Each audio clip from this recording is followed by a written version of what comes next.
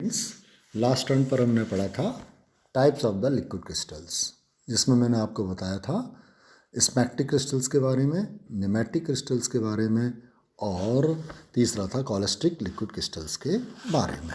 आज हम पढ़ेंगे theory of the liquid crystals.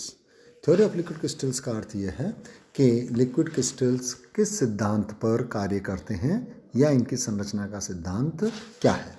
सबसे पहले लेहमैन नामक वैज्ञानिक ने देखा कि लिक्विड क्रिस्टल्स में, जैसा कि हम पहले पढ़ चुके हैं, जब किसी सॉलिड को गर्म करते हैं तो पहले वह टर्बिड स्टेट में आता है और एक रेंज में वह टर्बिड स्टेट के अंदर रहता है। इस रेंज को हमने वहाँ पर क्रिटिकल टेम्परेचर बोला था और इस रेंज के पश्चात इसको और अधिक गर्म करने पर वह क्लियर कट लिक्विड फॉर्म में आ जाता है, यानी ट्रांसपेरेंट फॉर्म में हो जाता है। इसका अर्थ हुआ कि सॉलिड और शुद्ध द्रव के बीच में जो स्टेट होती है वह लिक्विड क्रिस्टल वाली स्टेट होती है, जिसमें कंपाउंड या जिसमें वह क्रिस्टल लिक्विड क्रिस्टल की तरह काम करता है। उस समय वो कुछ ऑप्टिकल प्रॉपर्टीज़ भी बताता है, जैसे रिफ्रैक्शंस, रिफ्लेक्शंस वगैरह। जो थ्योरी है हमारी वो इसी सिद्धांत पर आधारित है या उनकी प्रॉपर्टीज़ पर आधारित है। तो जो सबसे important theory of liquid crystals है वह है the swarm theory of liquid crystals, या हिंदी में इसको कहते हैं अपन द्रवों लिक्विड क्रिस्टल्स या द्रव क्रिस्टलों का झुंड सिद्धांत।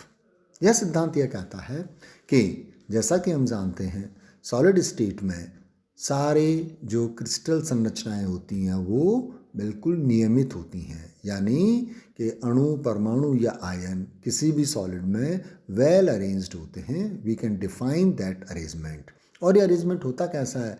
Short symmetric as well as the long symmetric, यानी ये पूरे क्रिस्टल में जो सममितता है, सिमेट्री है, वो रेगुलर होती है।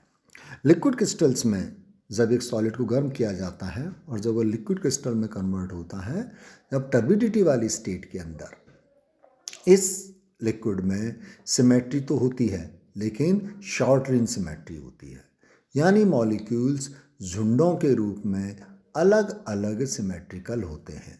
इसको हम ऐसे भी समझ सकते हैं कि एक झुंड में एक सिमेट्री, दूसरे झुंड में दूसरी सिमेट्री, तीसरे झुंड में तीसरी सिमेट्री।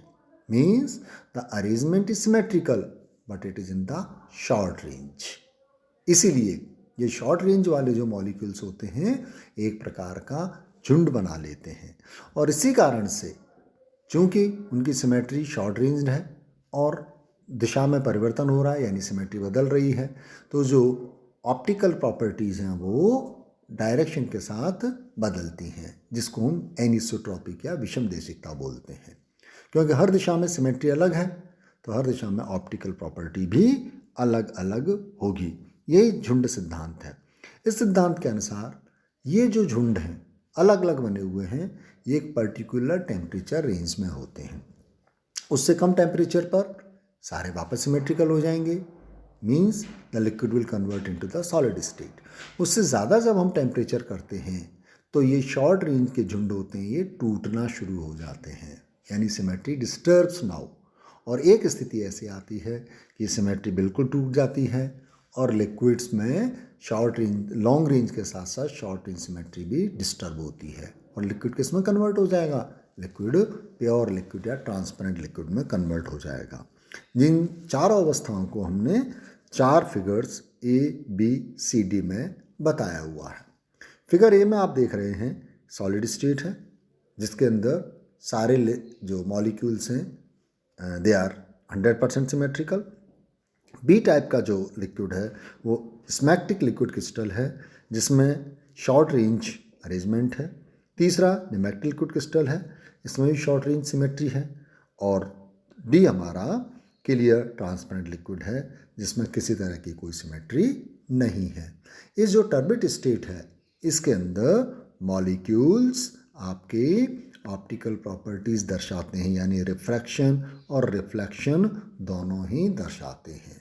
जब हम टेम्परेचर चेंज करेंगे तो ये रिफ्लेक्शन बदलता जाएगा, यानी रिफ्लेक्टेड लाइट की वेवलेंथ भी बदलती जाती है। तो यही हमारा कहलाता है swarm theory of the liquid crystals. Swarm theory में लिक्विड क्रिस्टल्स की कुछ लिमिटेशंस हैं, कुछ सीमाएं हैं। सबसे बड़ी सीमा ये है कि अभी हमने देखा था पुराने एग्जाम्पल्स में, जो लॉन्ग चेन कार्बन कंपाउंड्स हैं वे ही लिक्विड क्रिस्टल्स की प्रॉपर्टी शो करते हैं। शॉर्ट रेंज या शॉर्ट लेंथ वाले जो कार्बन कंपाउंड हैं वो शो नहीं करते। क्यों नहीं करते? Swarm theory could not explain it. इसी तरीके से जब किसी स्मैक्ड लिक्विड क्रिस्टल को हम किसी ग्लास सरफेस पर रखते हैं तो उसमें सीडी नुमा संरचना बन जाती है। क्यों बन जाती है? Swarm theory could not explain it. इसी प्रकार से मेल्टिंग पॉइंट जब आता है तब टर्बिड लिक्विड किस में कन्वर्ट हो जाता है? क्रिस्टल क्लियर कट लिक्विड के अंदर कन्वर्ट हो जाता है। ये चेंज क्यों होता है? The theory could not explain it very well. So these are the limitations of the Swarm theory of liquid crystals. Now, last topic of this chapter is the applications of the liquid crystals. चूँकि हमने पहले ही पढ़ चुके हैं हम कि liquid crystals सोपी होते हैं, चिकने होते हैं।